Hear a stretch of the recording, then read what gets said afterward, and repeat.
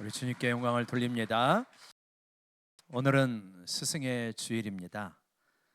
어린 영혼들을 위하여 애쓰시는 우리 선생님들에게 감사를 드리고 구역원들을 위하여 헌신하시는 우리 구역장님 또 권찰들에게 감사를 드립니다.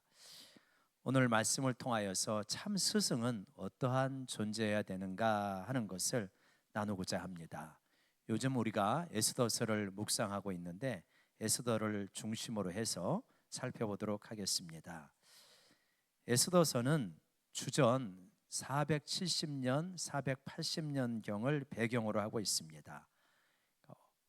나라가 망하고 포로로 끌려간 지가 한 100여 년이 이제 지난 것이죠.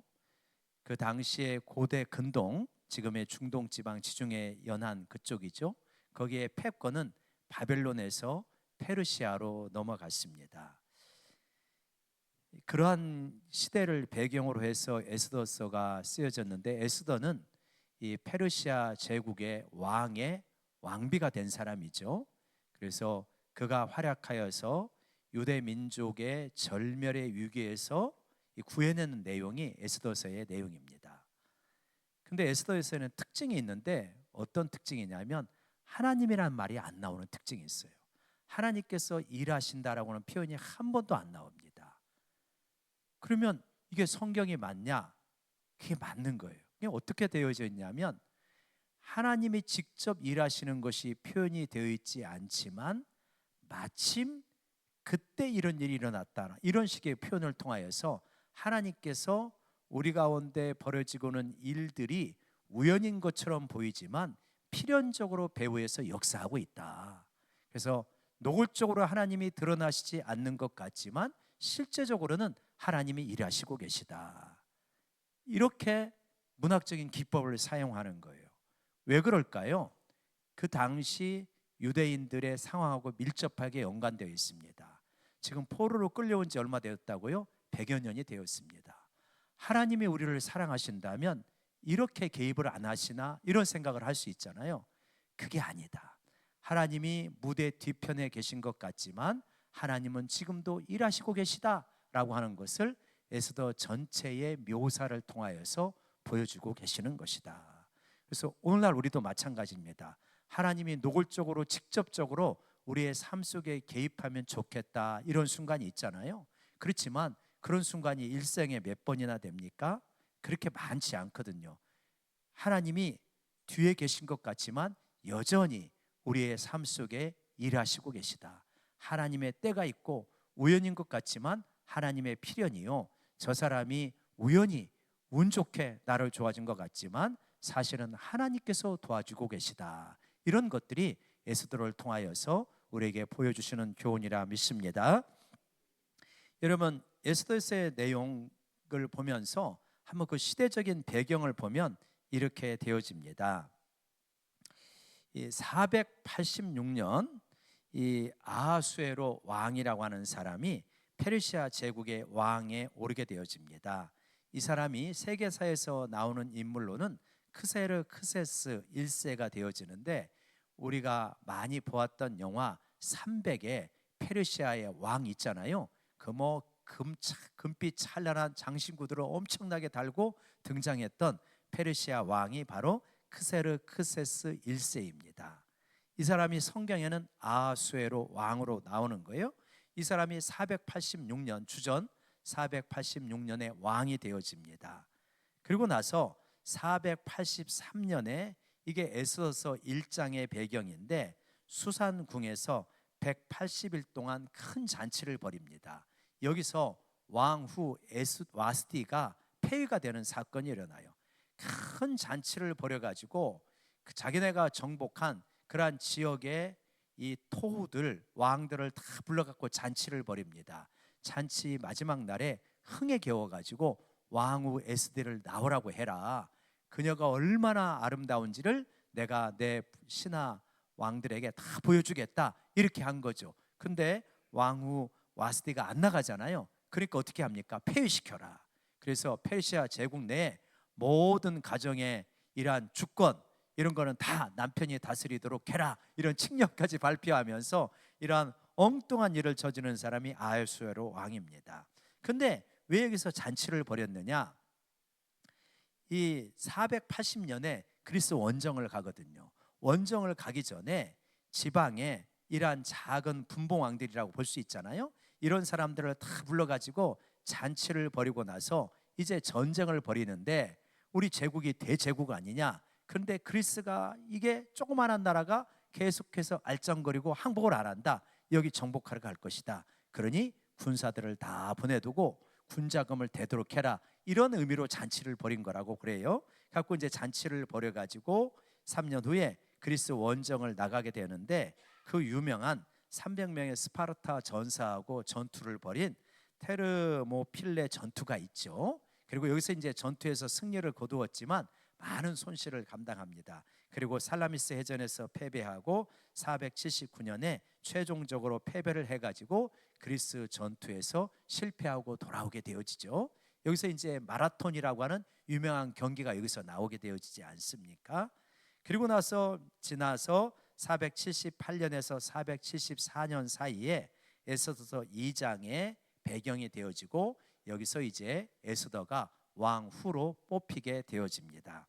그리고 나서 474년경에 이 아수에로 왕 바로 밑에 총리의 역할을 하는 하만이라고 하는 사람이 유대인 말살 계획을 세우게 되어지는데, 이때 모르드게하고 왕후 에스더가 개입해서 유대인들을 구원하게 되고, 이것이 이제 부림절의 유래가 됩니다. 부림절이라고 하는 것은 부르라고 해가지고 제비를 뽑는, 여기서부터 유래가 되어지죠. 이런 배경으로 이야기가 진행이 되어집니다. 하만이라는 사람이 이 총리가 되어서 유대인들을 말살하려고 하는데, 왜 이런 계획이 세워졌냐? 이 모르드게가 상당히 고위직에 올라갔습니다. 그리고 이제 하만이 총리가 되었는데, 왕이 하만을 높이 올려 세운 후에 모든 신하들은 하만을 내 다음 사람이니까 절을 하고 그렇게 하도록 해라 그러는데, 모르드게가 절을 안 하는 거예요.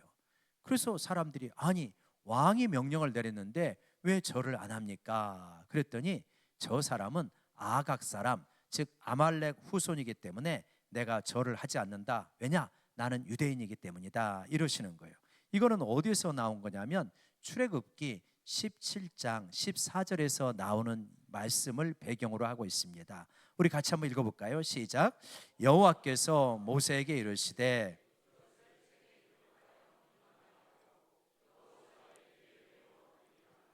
내가 아말렉을 없이 하여 천하에서 기억도 못하게 하리라. 아말렉 족속은 이스라엘의 원수와 같은 족속입니다. 왜냐? 이스라엘이 광야에서 행군하게 될 때 뒤에서 처진 부녀자, 노인, 어린아이들, 이거를 살해했던 것이 아말렉 족속이거든요. 그래서 하나님께서 이 아말렉 족속은 너의 원수 민족이다, 내가 그들을 없이 하겠다라고까지 말씀하시는 장면입니다. 이러한 민족의 원수인 그 후손이 이제 총리가 되었다고 해서 이 모르드게는 이 절을 하지를 않습니다. 그러니까 이거를 하만이 보고 굉장히 괘씸한 거예요. 저 모르드게 저놈을 내가 없애야지. 그렇게 했는데 모르드게 하나 죽이는 거는 성에 차지 않습니다. 그래서 지가 유대 민족이라고, 내가 아말렉 후손이라고 절을 안 해? 그러면 유대 민족을 내가 전멸시켜 버리겠다. 이러한 엄청난 음모를 꾸미게 되어집니다. 인종 청소도 요즘도 가끔 발생하는 그런 일이잖아요. 이제 그렇게 하겠다는 거예요. 근데 왕에게 가가지고 이러한 이제 음모를 꾸미는데, 노골적으로 이거를 꾸미는 것이 아니라 은밀하게 꾸밉니다. 뭐라고 그러냐면, 왕이시여, 이 왕이 다스리는 엄청난 제국 안에 법이 달라가지고 왕에게 절하지 않는 그러한, 왕의 명령을 우습게 여기는 그러한 족속이 있습니다. 그 족속을 진멸해야 되겠습니다. 진멸하는 대가로 제가 왕에게 큰 이 돈을 드리도록 하겠습니다. 그래가지고 얼마 드리겠냐고 한다면 은 333톤을 드리겠다고 해요. 이건 엄청난 양이라고 그래요. 그 당시 페르시아다가 1년 동안 이 곡물로 받아들이는 것의 3분의 2 정도 되는 양이라고 합니다. 근데 이것이 왜 왕의 마음에 들었냐면, 아까 연도를 보게 되면 어떤 일이 있었죠? 전쟁에서 패했잖아요. 큰 전쟁을 일으켰는데 전쟁에서 패하고 나니까 국가의 재정이 바닥이 난 거예요. 빚도 많이 있었을 것입니다. 이걸 어떻게 할 수가 없는 상황인데 하만이 그거를 알고 내가 은 333톤을 드리겠습니다. 그랬더니 그래, 그러면 그렇게 해라 해가지고 유대인들을 12월 13일에 하루 동안 유대인들을 진멸하고 그리고 그의 재산을 탈취해라, 이러한 조서를 전국에 쭉 발표한 상황입니다. 이렇게 전국에 다 이런 조서가 반포가 되어지니까 모르드게 큰일 났습니다. 우리가 읽었진 않지만 4장 1절 보실까요? 에스더서 4장 1절 한번 같이 보십시다. 시작. 모르드게가 이 모든 일을 알고 자기의 옷을 찢고 굵은 베옷을 입고 죄를 뒤집어 쓰고 성중에 나가서 대성통곡하며, 예, 지금 자기로부터 시작된 일이긴 하지만 하만이 모든 민족을 진멸하라, 자기 민족 모두가 죽게 생겼습니다. 그러니까 죄를 뒤집어 쓰고 옷을 찢고 굵은 베옷을 입고 통곡하고 있는 그러한 장면이 나오게 되어지는 거죠. 에스더는 이걸 전혀 모르고 있다가 내시를 보내서 어떻게 된 겁니까? 그랬더니 사정에 이렇게 되었다. 그러면서 뭐라고 그러냐면 네가 왕에게 나가서 이 조서를 취소해서 우리 민족을 구원해라, 이렇게 이야기를 하죠. 근데 에스더가 주저하는 거예요. 왜 주저하느냐? 왕의 허락을 안 받고 왕에게 나가면 설사 그것이 왕후라 할지라도 바로 죽임을 당하게 되어 있습니다. 왜냐하면 고대 이런 왕권 사회에서는 암살이 부지기수로 발생하잖아요. 그러니까 허락도 안 받고 나왔다 그러면 죽임을 당할 수 있는 거예요. 근데 유일한 대책은 뭐냐면 왕이 금규, 그러니까 금막대기죠, 그거를 내밀어 가지고 네가 이거를 잡아라 할 때는 그때는 살 수가 있는 거예요. 근데 왕이 30일 동안 자기를 부르지도 않았기 때문에 나가고 있지 못하는 상황인데 이때 나갔다가 자칫하면 죽을 수 있습니다. 이런 배경에서 지금 이루어지고 있는 것이거든요. 예. 이러할 때 이제 이 그 모르드게가 이야기하는 거죠. 14절에 그렇게 말하고 있지 않습니까? 만일 당신이 이때 잠잠한다면 유다인들은 다른 데로 말미암아 구원을 얻을 것이다.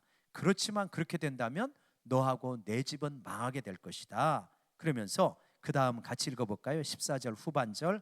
내가 왕후의 자리를 얻은 것이 이때를 유함이 아닌지 누가 알겠느냐 하니, 당신이 왕후의 자리를 얻은 것이 바로 이때를 유함인 것인지 누가 알겠느냐. 모르드게는 이 에스더의 사촌 오빠입니다. 그리고 에스더를 어린 시절에 키웠던 이런 사촌 오빠이거든요. 그런데 이렇게 말을 하면서 에스더가 새롭게 각성을 하고 유대인들을 구원하는 그러한 그 일에 뛰어들게 만듭니다. 오늘 이 장면을 통하여서 에스더의 사촌 오빠가 모르드게는 이기는 하지만 모르드게는 인척이긴 하지만 진정한 스승이었다 하는 걸 알 수 있어요. 우리 하나님 나라에서 진정한 스승은 뭐냐면 그 제자를 믿음으로 살게 하는 게 진정한 스승일 것입니다. 세태에 영합하지 아니하고 그리고 그냥 세속의 물결에 휩쓸려 살지 아니하고 믿음으로 살아라, 이걸 이제 강조하고 가르치는 게 참된 스승인데 모르드게는 에스더에게 그렇게 도전을 하고 에스더는 그렇게 살아갑니다. 그래서 놀라운 역사를 이루어내죠. 근데 그 믿음으로 살게 하는 것은 구체적으로 무엇이냐? 한 세 가지 측면으로 우리가 살펴보도록 하겠습니다. 첫 번째입니다. 한번 따라 보겠습니다. 사명을 일깨운다. 참된 스승이라고 하는 것은 뭐냐? 안일하게 살아가는 사람으로 하여금 사명을 일깨우는 것이 참된 스승이다라고 하는 것이죠. 모르드게는 자기 목숨을 지킬 수 있습니다. 왕후 에스더도 자기의 정체를 드러내지 않으면 목숨은 유지하고 살아갈 수가 있죠. 그런데 모르드게는 거기서 그치지 않습니다. 자기는 살 수 있지만 자기 민족이 전멸할 수 있는 위기에 처해 있기 때문에 에스더에게 도전을 하는 것이죠. 그러면서 너 하나는 목숨을 부지할 수 있다고 그렇게 생각하느냐? 진짜 망할 것이다. 그러나 이때를 위하여서 네가 왕후에 된 것이 아니겠느냐 이렇게 말하면서 그의 잠자는 사명감을 깨워주게 되어집니다. 이것이 진정한 스승의 모습이다. 여러분, 얼마나 많은 사람들이 그냥 자기 자신의 안위, 자기 자신이 편안하게 사는 것, 풍요롭게 사는 것, 이거에 붙들려 살아갑니까? 근데 이 믿음의 스승은 어떤 사람이냐면 그렇게 살아가는 것이 아니라 좀 더 이 시야를 확대시켜 가지고 너 한 개인이 아니라 하나님 나라를 보게 하고 하나님 나라의 백성을 보게 하고 그 가운데서 네가 감당해야 될 일이 무엇인가, 그것을 깨우는 것이 스승의 모습이다. 그리고 참된 우리의 영적인 부모는 우리 자녀들에게도 이렇게 도전해야 될 줄로 믿습니다. 여러분, 스승이라고 하는 것은 위기가 어떠한 것인가 하는 것을 바르게 해석을 해주는 것이잖아요. 그리고 그 가운데서 너의 소명, 너의 정체성은 무엇인가 하는 것을 가르쳐 주는 것입니다. 한번 예를 이렇게 들어보죠. 일제 강점기에 이 어린 제자들을 가르치는 스승이 있습니다. 두 종류의 스승이 있다고 볼 수 있어요. 한 종류는 무엇이냐면 네가 어떻게 하면 이 세상에서 출세하고 잘 먹고 잘 살 것인가, 그거를 가르쳐주는 스승이 있을 수 있습니다. 그리고 다른 한 부류의 스승은 지금 우리가 일제에 의해서 나라를 빼앗기고 우리 말을 못 쓰고 우리의 원래 이름을 일본어로 창씨 개명을 하고 이렇게 살아가는 것은 우리가 나라를 빼앗겼기 때문에 이렇게 살아가는 것이다. 너는 항상 우리가 이 독립해야 되는 민족이라는 것을 잊지 않도록 해라. 이거를 심어주는 스승이 있을 수 있을 거예요. 그죠? 두 종류의 스승이 있습니다. 같은 스승의 자리에 있는 것 같지만 역사는 무엇이 진정한 스승이라고 가르쳐 줍니까? 진정한 스승은 바로 민족의 정체성을 깨워주고 나라의 독립을 바라보면서 실력을 키워가도록 돕는 사람이 진정한 스승이다. 여러분, 각 시대마다 시대의 어떤 과제가 있는 거죠. 일제강점기에는 나라가 독립하는 것이 시대의 과제입니다. 6.25 전쟁 시기에는 전쟁에서 승리하고 민족을 유지하는 것이 시대의 과제인 거죠. 그리고 가난했던 1960년대 70년대는 산업화를 이루는 것이 또 시대의 과제였고 1970년대 80년대를 지나면서 군사 독재 시대에는 민주화를 이루는 것이 시대의 과제였습니다. 그러니까 그 시대의 과제를 잘 인식하고 그때 어떻게 살아야 되는가 가르쳐 주는 것이 참된 스승이다. 지금은 여러분 어떤 시대인 것 같습니까? 여러분 지금 우리 시대의 과제는 무엇입니까? 우리의 자녀들에게, 우리의 제자들에게 가르쳐 줘야 될 시대의 과제는 무엇일까요? 제가 생각할 때는 우리 민족의 시대적 과제는 평화적인 통일을 이루는 거예요. 그죠? 우리의 소원은 통일이다. 뭐 이렇게 노래도 부르듯이 평화적으로 통일을 이루고 복음으로 통일을 이루는 것이 우리 시대의 과제라고 믿습니다. 그래서 우리가 이러한 사명을 가지고 기도하고 준비하고 그래야 되는 것이죠. 또 하나, 이 통일을 이루어가기 이전에 지금 우리 남한에 있는 이러한 깨어질 대로 깨어지고 쪼개질 대로 쪼개진 이 마음을 하나로 묶는 것이 우리 시대의 과제입니다. 굉장히 중요하다고 봅니다.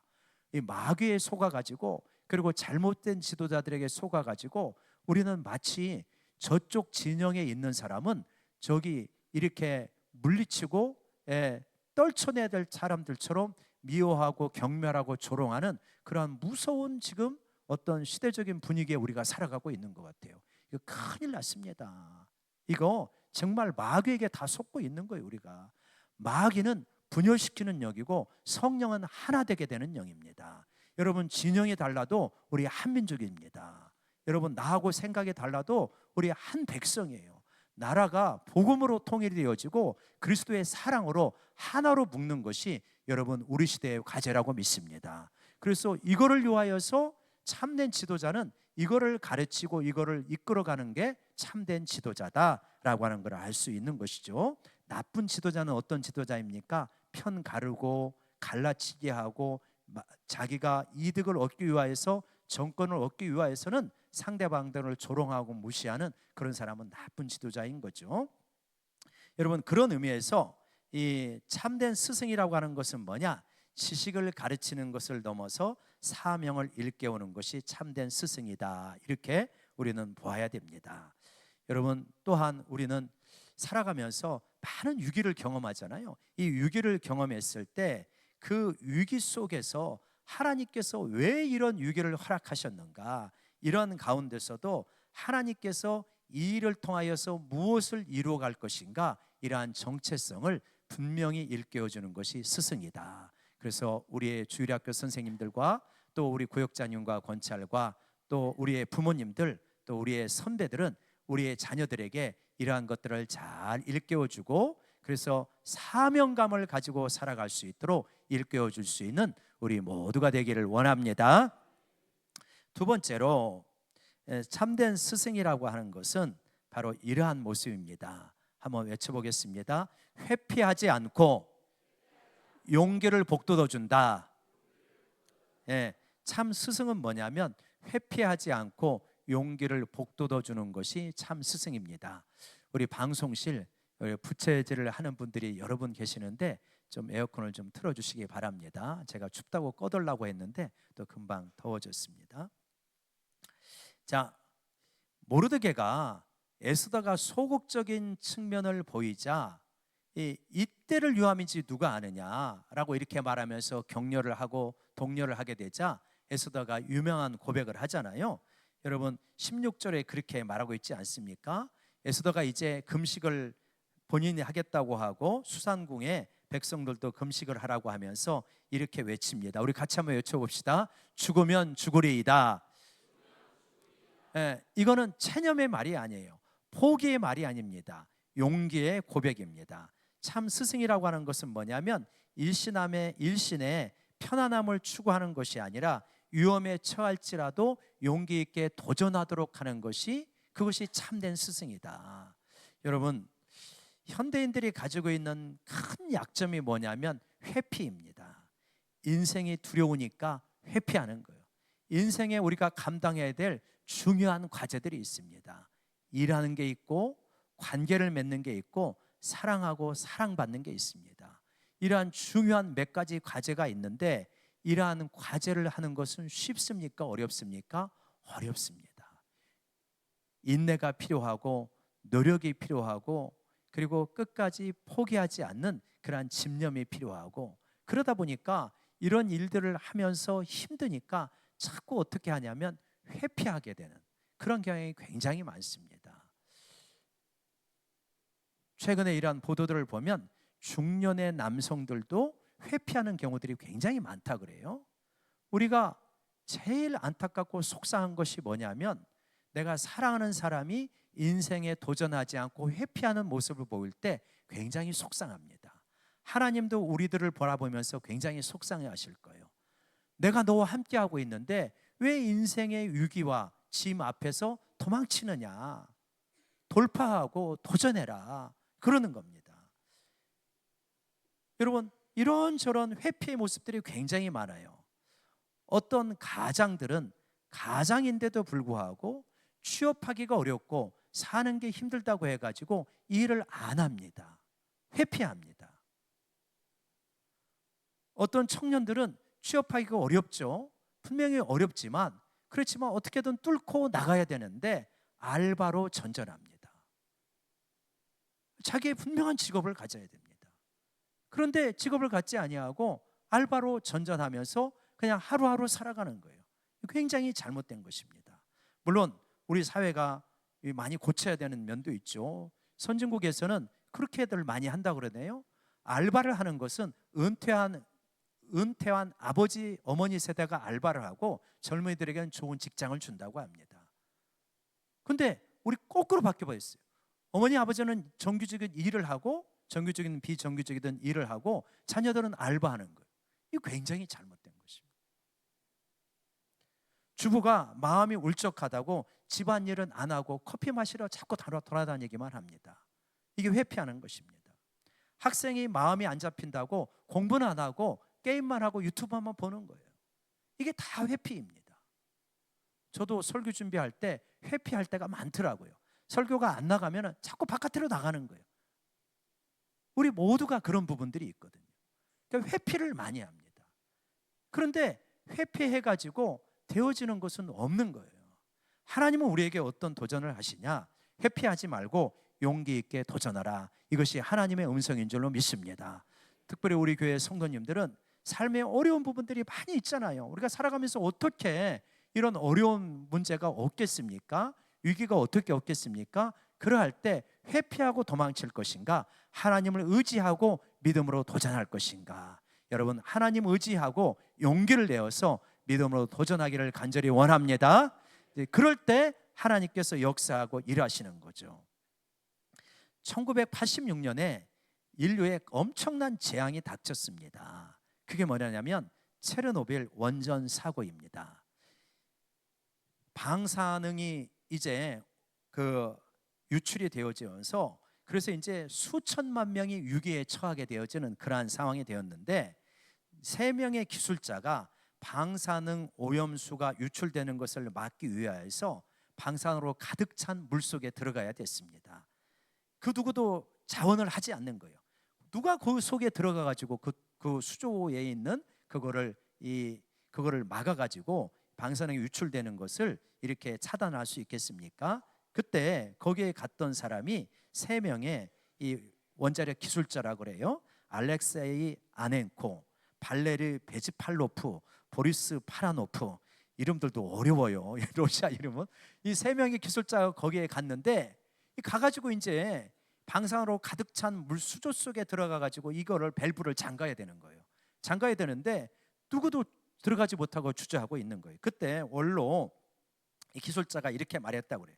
우리가 이거를 하지 않으면 수천만 명이 죽을 수 있다. 지금 우리 모두 다 겁나는 거는 맞다. 그렇지만 누군가는 해야 된다 하니까 젊은 2 기술자가 수조 안으로 들어가 가지고 밸브를 잠갔고 방사능의 확산을 막았고, 수천만 명이 그 확산 위험 속, 방사능 노출되는 그 위험 속에서 그래도 구원을 받게 되는 그 역사가 일어났다 그래요. 그러니까 한 사람이 용기를 불러냈고 2 사람이 그 용기를 따랐고, 그래서 수많은 생명이 살아나게 된 것입니다. 모르드게의 권면은 바로 이러한 용기를 불러일으키는 것이었다. 우리들도 우리 자녀들에게, 우리 제자들에게 이 위기와 어려운 삶 속에서 회피하는 것이 아니라 도전할 수 있는 믿음의 용기를 불러일으킬 수 있는 우리 모두가 되기를 원합니다. 특별히 이거 굉장히 필요합니다. 우리의 자녀 세대, 우리의 미래 세대 다들 어렵다고 하잖아요. 힘들다고 하잖아요. 회피하는 건 쉬운 거예요. 누구나 회피는 쉽습니다. 그렇지만 용기를 내는 것은 어려운 일이지만 하나님께서 우리를 응원하고 계시고 용기 있게 도전하면 하나님께서 도와주시리라 믿습니다. 3번째로 믿음으로 살도록 격려하는 그러한 스승은 바로 이런 것을 가르쳐주는 스승입니다. 한번 따라오겠습니다. 공동체의 중요성을 알려준다. 지금 모르드게도 그렇고 에스더도 그렇고 자기 한 목숨을 살 수 있잖아요. 그러나 그것으로 되는 것이 아니죠. 유대 민족을 살려야 된다. 그 불구덩이 속으로 에스더를 밀어넣지 않습니까? 그래서 에스더가 도전해서 결국은 유대 민족을 살리고 자기도 살리고 유대 민족도 살고 자기도 의미 있게 살고 또 하나님 나라의 역사를 이루어가게 되어지는 것입니다. 여러분, 우리가 살고 있는 시대는 어떤 시대냐면 굉장히 개인주의 문화가 발달한 시대입니다. 너만 괜찮으면 돼. 너답게 살면 돼. 너 자신에게 충실하면 돼. 이런 이야기 굉장히 많습니다. 교회도 마찬가지죠. 하나님만 바라보고 살아가면 되는 거 아니야? 내가 그렇게 옆에 있는 사람 신경 써야 돼? 이런 개인주의 문화가 영적인 흐름에도 많이 들어와 있습니다. 하나님에게는 마음을 열지만 다른 사람에게는 마음을 닫고 살 수 있는 것. 만약에 이런 생각을 가지고 살아간다면 우리 민족은 굉장히 위태로울 것이고 한국 교회도 굉장히 위태로울 것입니다. 필리핀에 우리 청년대로 올여름에 선교를 가는데 필리핀에 가보면 이 선교사님이 안타깝게 이야기하는 한 장면이 있는데, 이제 아이들이 우리 앞을 지나갈 때나 어른들이 우리 앞을 지나갈 때 약간 이렇게 손을 합장을 하고 고개를 숙이고 이런 식으로 갑니다. 마치 하인들이 주인 앞을 지나가듯 그렇게 가는 것입니다. 왜 그렇게 되었냐? 필리핀이 300년 넘게 스페인의 지배를 받았고 또 수십 년 동안 미국의 지배를 받으면서, 그러니까 토탈 합하면 400년 가까이 타국의 지배를 받는 거예요. 그래서 그 속에 어떤 그런 정신이 좀 있는 것 같아요. 그리고 굉장히 선교사님이 속상해서 그거를 말하더라고요. 우리들은 어떤 DNA를 가지고 있냐면, 우리는 36년 동안 일제의 강점을 당했는데 그거에 대해서 굉장히 못 견뎌야 합니다. 수치스러워하고 고통스러워하고 타국의 지배를 받을 수 없다. 그래서 저 강력한 중국이라고 하는 이러한 대국이 있음에도 불구하고 끝까지 독립을 유지하는 게 우리 민족의 DNA다. 그 DNA 속에 무엇이 있는 겁니까? 민족을 소중하게 여기는 마음이 있는 거예요. 그렇기 때문에 우리가 독립을 유지하면서 살아갈 수 있는 것입니다. 그래서 우리의 미래 세대, 우리의 자녀들에게 민족 공동체를 소중하게 여기는 그러한 정신을 길러줘야 될 줄로 믿습니다. 또요, 교회의 중요성을 소중하게 여기고 교회를 중요하게 대할 수 있는 거 꼭 심어줘야 됩니다. 우리 믿음의 선배들은, 한국교회의 선배들은 굉장히 강조한 것이 있습니다. 두 가지를 강조했습니다. 주일 성수와 11조 정신. 그래서 이거는 양보를 안 했어요. 무슨 일이 있어도 예배를 먼저 드리고, 무슨 일이 있어도 주일을 지키려고 씨름을 했습니다. 조금만 일이 있으면 이렇게 예배를 빼먹는 이런 일은 없었어요. 연휴라고 해서 휴가 가기 때문에 예배는 안 드린다, 이런 일 없었습니다. 오늘날은 이런 흐트러진 모습들이 많이 보이죠. 우리가 좀 회개해야 될 부분입니다. 이분들은 학교에 갔다 오면서 교회에 들러서 기도하고 간 분들이 많습니다. 자녀 교육 굉장히 중요했지만 자녀 교육보다 헌금 먼저 드렸습니다. 개인 휴가, 가족 휴가 별로 그렇게 중요하게 생각하지 아니하고 교회의 수양회를 먼저 우선적으로 했습니다. 이러한 개인적인 가족의 헌신이 있었기 때문에 한국 교회가 성장할 수 있었다, 이렇게 봐야 되는 것입니다. 공동체를 소중하게 여기는 것, 내가 속한 공동체를 소중하게 여기는 것은 하나님 앞에서도 아름다울 뿐만 아니라 우리의 자녀들을 가장 복되게 살아갈 수 있도록, 우리의 제자들을 가장 의미 있게 살아갈 수 있도록 키우는 방식이라고 믿습니다. 여러분, 지난 어린이 주일에 무기력에 대해서 말씀을 드린 바가 있습니다. 어떤 사람이 무기력하게 살아가냐? 세 가지 욕구를 충족하지 못하면 무기력해질 수 있다. 그게 뭐냐? 자율성과 유능감과 관계성이다, 이렇게 말씀을 드렸습니다. 그러니까 자율적이지 아니하고 타율적으로 계속 살아가면 사람이 무기력해져요. 그럴 수밖에 없죠. 유능감을 체험하지 아니하고 무능함을 자꾸만 경험하게 되면 무기력해집니다. 관계의 풍성함을 누리지 아니하고 관계 속에서 계속 상처받고 관계가 닫히게 되면, 그러면은 무기력해지는 것입니다. 그렇기 때문에 자율적이고 유능하고 관계의 풍성함을 누리고 살아가면 활력을 누릴 수가 있는 것이죠. 근데 사람이 활력을 누리며 살아가는 데 있어서는 이러한 요소들이 있다. 그것과 덧붙여서 전문가들은 이런 이야기를 합니다. 어떤 것이냐면 이런 것들이라는 거예요. 자기가 하는 일을 의무적으로 하지 말고 자신이 원하는 것을 해라. 그리고 잠을 잘 자고 아침을 든든하게 먹어라.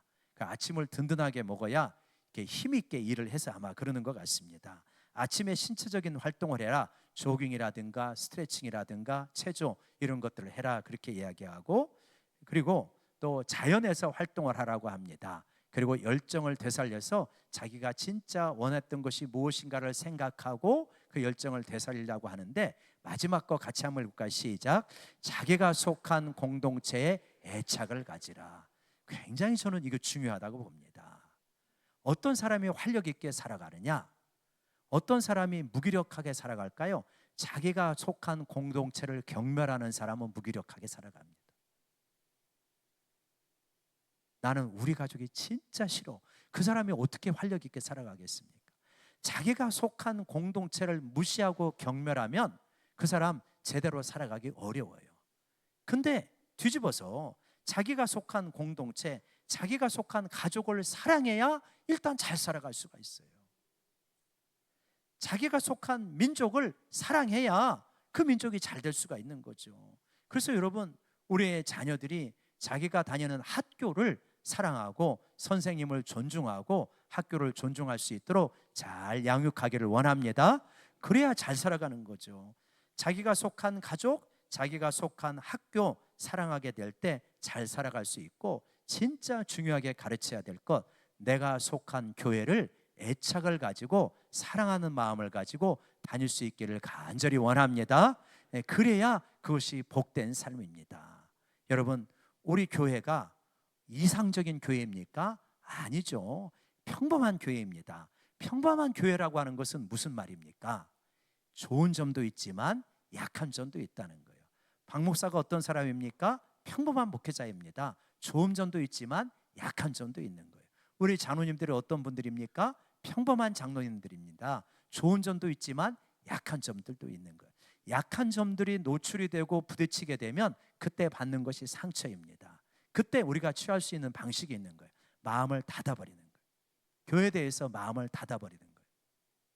여러분, 영적으로 죽는 일입니다. 가장 안타까운 일이에요. 내가 속한 학교, 내가 속한 회사, 내가 속한 교회, 여기에 애착을 가지고 사랑을 가지고 그러면서 내가 충성을 할 때, 그럴 때 내 안에 은혜가 넘치고요, 삶에 활력이 넘치는 줄로 믿습니다.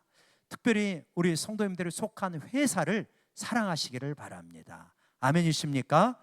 내가 속한 회사에 마지못해 다닌다, 이거 정말 바람직하지 않은, 삶에 활력이 없는 거예요. 내가 하는 일을, 그것이 학업이 되었던 회사 일이 되었던 자영업이 되었던 그거를 사랑하고 하게 되어질 때 삶에 활력이 넘치고, 그렇게 공동체를 사랑하게 될 때 하나님이 기뻐하시는 삶의 모습이 되어진다. 이렇게 우리는 정리할 수 있을 것입니다. 여러분, 스승의 주일을 맞이하여서 우리들은 이러한 스승이 되기를 원합니다. 우리 자녀들에게도 좋은 스승이 되어지고, 주일학교 선생님도 좋은 스승이 되어지고, 구역장님도 좋은 스승이 되어져서, 특별히 한 3가지 정도를 정리하면서 무엇이냐? 사명을 일깨우고 정체성을 분명하게 하는, 그게 좋은 스승이요, 회피하지 않고 도전할 수 있도록 용기를 북돋는 게 좋은 스승이요, 나 가족, 내 개인, 그리고 우리 가족만 생각하는 것이 아니라 더 큰 교회와 민족 공동체를 사랑하면서 살아갈 수 있도록 이끌어가는 것이 좋은 스승이라고 믿습니다. 또 우리의 자녀들과 미래 세대들을, 또 신앙의 후배들을 이렇게 이끌고 섬겨갈 수 있는 그러한 저희 모두가 되기를 원합니다. 한번 기도하겠습니다.